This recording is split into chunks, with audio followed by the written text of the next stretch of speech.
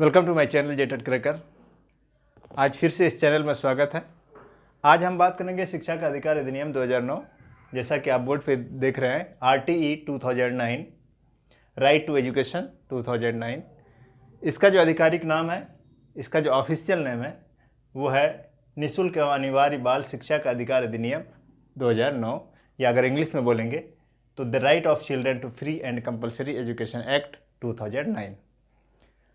तो कभी कभी पूछा जाता है कि शिक्षा का अधिकार अधिनियम का ऑफिशियल नाम क्या है, आधिकारिक नाम क्या है, तो आप उस हिसाब से इसका उत्तर देंगे।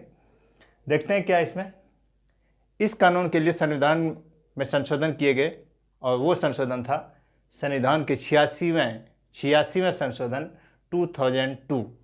संविधान के 86वें संशोधन 2002 के द्वारा संविधान के अनुच्छेद 21A या 21 को में शिक्षा के अधिकार अधिनियम को रखा गया है। शिक्षा के अधिकार अधिनियम को संविधान के 21 अनुच्छेद में रखा गया है, 21 को। और किस संशोधन के द्वारा लाया गया ये अधिनियम? 86वें संशोधन 2002। तो संविधान जब रखा गया तो ये मौलिक अधिकार में रखा गया, शिक्षा का अधिकार को मौलिक अधिकार माना गया। इस प्रकार शिक्षा को मौलिक अधिकार मानने वाला भारत जो है वो 135वां देश बन गया। शिक्षा को मौलिक अधिकार मानने वाला कौन सा देश है? 135वां देश भारत है। यहाँ पर एक चीज़ हम यहाँ पर जो आप देख रहे हैं, इस अधिनियम में 7 अध्याय हैं और 38 धारा है। 7 अध्याय हैं और 38 धारा है, जो इसमें के इम्पोर्टेंट धारा जो है उसका हम लोग चर्चा करेंगे, जो कि एग्जामिनेशन पॉइंट ऑफ व्यू से वेरी इम्पोर्टेंट है। आइए हम इसका उद्देश्य के बारे में जानेंगे। उद्देश्य पहले ये कब कब आया लोकसभा में, कब राज्यसभा में, उसको जानते हैं। जैसा कि आप लोग देख रहे हैं यहाँ पर 20 जुलाई 2009 ईस्वी को इसे राज्यसभा में पेश किया गया। अक्सर जो अधिनियम बनते हैं, कानून जो बनते हैं, उसको लोकसभा में पेश किया जाता है, लेकिन इस कानून को पहले राज्यसभा में पेश किया गया। कब? 20 जुलाई 2009 को। 4 अगस्त 2009 को लोकसभा में पेश किया गया और 26 अगस्त 2009 ईस्वी को राष्ट्रपति का हस्ताक्षर हो गया। तब से ये अधिनियम बन गया, ये कानून बन गया।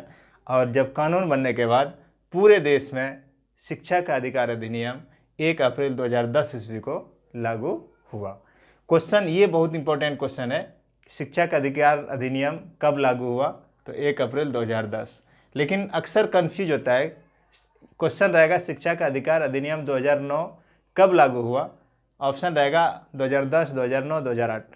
लेकिन लोग क्या करते हैं, देखते हैं कि शिक्षा का अधिकार अधिनियम 2009 है तो वो सोच लेते हैं कि 9 ही होगा, तो 9 में टिक कर देते हैं, जो कि गलत हो जाता है।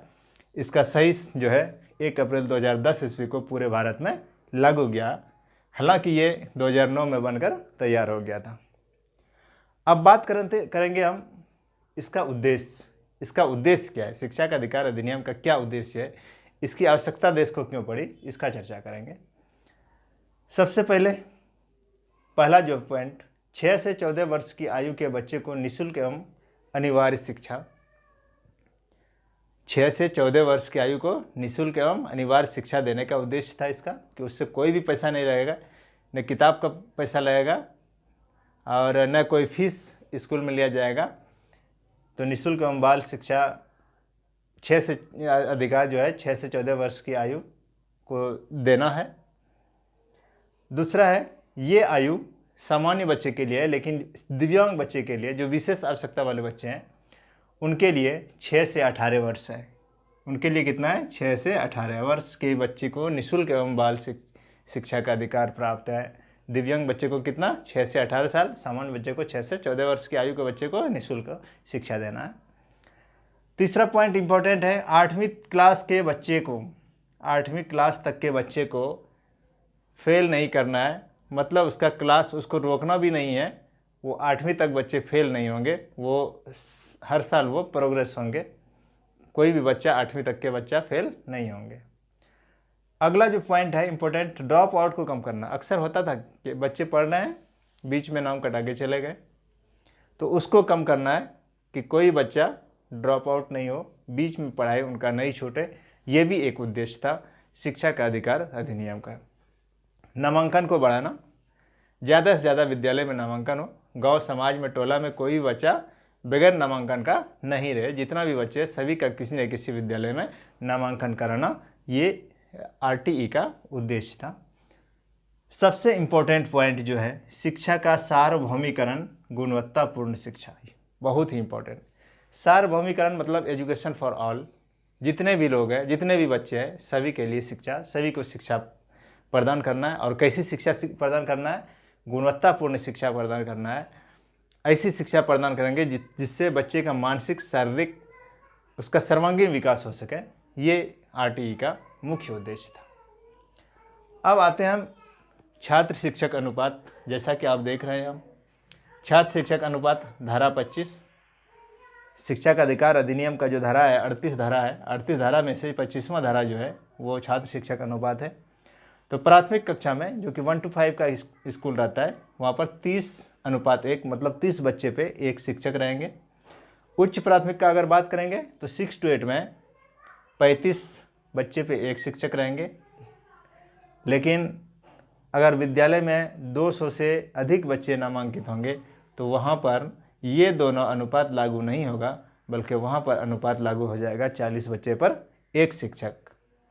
यहाँ तक क्लियर है। आगे बात करेंगे विद्यालय की स्थिति। 1 to 5 का जो स्कूल होना चाहिए, जो होगा वो 1 किलोमीटर की, प्रत्येक 1 किलोमीटर के दायरा में एक स्कूल होना चाहिए। 1 to 5 का स्कूल कितना किलोमीटर के दायरा में होना चाहिए? 1 किलोमीटर के दायरा में एक स्कूल होना चाहिए, मतलब प्रत्येक 1 किलोमीटर पर एक स्कूल होना चाहिए। और 6 to 8 मतलब उच्च प्राथमिक स्कूल जो है वो 3 किलोमीटर का दायरा में एक होना चाहिए, मतलब प्रत्येक 3 किलोमीटर में एक उच्च प्राथमिक स्कूल होना चाहिए और प्रत्येक 1 किलोमीटर के दायरा में 1 to 5 स्कूल होना चाहिए।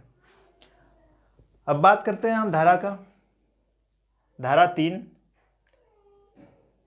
निःशुल्क एवं अनिवार्य बाल शिक्षा अधिकार किसमें है? शिक्षा के अधिकार अधिनियम के धारा 3 में है। ये एकदम याद रखना है, कोई कन्फ्यूजन नहीं होना है, एकदम सीधा इसको देखिए और पढ़िए। धारा 28 में क्या कहा गया है? जो भी सरकारी टीचर है, जो भी टीचर स्कूल में पढ़ाते हैं, उनको प्राइवेट ट्यूशन नहीं पढ़ाना है। प्राइवेट ट्यूशन पर रोक लगा दिया गया है। किस धारा के अनुसार? धारा 28 के अनुसार। धारा 17 वेरी वेरी इंपॉर्टेंट, किसी भी बच्चे को किसी प्रकार का दंड नहीं देना है, चाहे वो मानसिक हो या शारीरिक हो, किसी प्रकार का दंड नहीं देना है। या बच्चे को कोई ऐसा वर्ड भी नहीं बोलें जिससे कि बच्चे अपने हीन भावना का शिकार हो जाए, ऐसा वर्ड भी क्लास में हम टीचर बात नहीं करेंगे। ये किस धारा में है? धारा 17 में है कि बच्चे को दंड नहीं देना। बच्चे को दंड देने का रोक शिक्षा के अधिकार अधिनियम के किस धारा में है? तो धारा 17 में है। अगला है धारा 21। यहाँ पर जो लिखे हैं धारा 21, एसएमसी स्कूल मैनेजमेंट कमेटी मतलब विद्यालय प्रबंधन समिति का जो अध्यक्ष होगा वो अभिभावक होंगे। मतलब जो विद्यालय प्रबंधन समिति का जो अध्यक्ष होंगे उनके बच्चे उस विद्यालय में नामांकित होना अनिवार्य होगा। और ऐसा नहीं होगा, कभी ऑप्शन में रहेगा टीचर रहेगा, हेडमास्टर रहेगा, तो उसमें सही आंसर क्या हो जाएगा? विद्यालय प्रबंधन समिति के अध्यक्ष कौन होंगे? अभिभावक होंगे, बच्चे के माता या पिता होंगे। जब एसएमसी का गठन होगा तो उसमें 50% सीट महिलाओं के लिए आरक्षित रहेंगी, ये ध्यान रखना है। उसके बाद धारा 27 में क्या क्या है? गैर शैक्षणिक कार्य, मतलब शिक्षकों को गैर शैक्षणिक कार्य नहीं कराना है। लेकिन कुछ है जो कि गैर मतलब उसको उसमें रखा गया है, जैसे चुनाव शिक्षक ही कराएंगे, जनगणना, आपदा, इन तीनों काम को छोड़कर शिक्षक कोई भी गैर शैक्षणिक कार्य नहीं करेंगे अकॉर्डिंग टू धारा 27 शिक्षा का अधिकार अधिनियम के धारा 27। 29 में कहा गया है बच्चों का सर्वांगीण विकास पर बल, ऑल राउंड डेवलपमेंट पर बल दिया गया है। किस धारा में? धारा 29 में। और यहाँ पर जो हम लिखे हैं छोटा सा एक पॉइंट है, बच्चे को शिक्षा मातृभाषा में देने पर जोर दिया गया है। बच्चे का जो नामांकन लेंगे किसी प्रकार का इंटरव्यू नहीं, कोई डॉक्यूमेंट्स उनसे नहीं लेना है according to RTE right to education शिक्षा का अधिकार अधिनियम। उससे कोई टेस्ट नहीं लेना है, उसके उम्र के हिसाब से उसके क्लास में एडमिशन कराना। ऐसा नहीं कि 12 साल का बच्चा है और उसका नामांकन पहला क्लास में कर देंगे, ऐसा बिल्कुल नहीं। उसको एज के हिसाब से उसको क्लास आवंटित करना। उसके बाद सबसे इम्पोर्टेंट पॉइंट जो है ये 25%, ये कई बार पूछा गया है कि प्राइवेट स्कूल में गरीब बच्चों के लिए सीट रिजर्व कर दिए गए हैं। जो आर्थिक रूप से गरीब है, आर्थिक रूप से कमज़ोर हैं, उनके बच्चे के लिए 25% सीट प्राइवेट स्कूल में रिजर्व होते हैं। ये किस में क्या कहा गया है? शिक्षा का अधिकार अधिनियम 2009 में कहा गया है। तो आज का क्लास यहीं पर समाप्त करते हैं। मैं आशा करता हूँ आप लोग को ये वीडियो समझ में आ गया होगा। जितना भी इम्पोर्टेंट पॉइंट था हम सारे कवर किए हुए हैं। इसको एकदम बढ़िया से पढ़ना है, इससे क्वेश्चन निश्चित रूप से आता है। और मैं आप लोगों से आग्रह करूंगा कि मेरे चैनल को ज़्यादा से ज़्यादा शेयर कीजिए, लाइक कीजिए और ज़्यादा से ज़्यादा देखिए। और जो मेरे चैनल पे नए हैं वो सब्सक्राइब करें। धन्यवाद।